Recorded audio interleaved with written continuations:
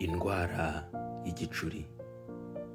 Igicuri ni imwe mu ndwara zifata ubwonko, iterwa n'impamvu zinyuranye ndetse ikagaragazwa n'ibimenyetso bitandukanye. Dore bimwe mu bimenyetso bigaragaza umuntu urwaye igicuri: kubabara umutwe, kuribwa mu nda, kumurikirwa n'ibintu bitabaho,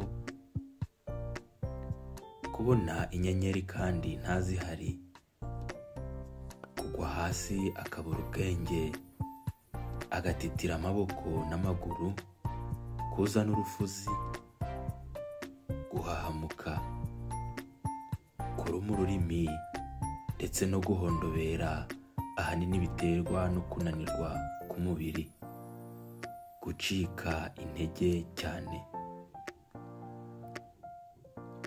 Kumenya icyatera umuntu runaka kurwara igicuri bikunze kugora abaganga, gusa hari zimwe mu mpamvu rusange zisanzwe zizwi.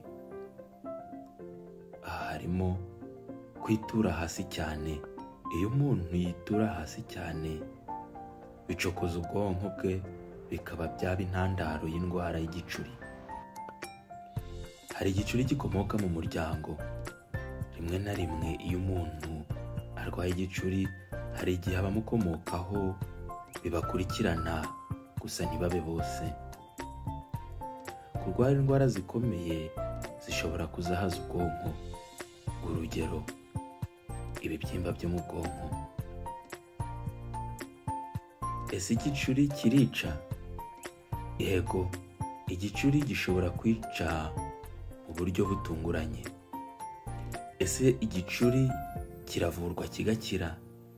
Igicuri ni indwara ivurwa igakira iyo uyirwaye yivuje kare kandi agakurikiza inama za muganga uko bikwiye, afata imiti neza.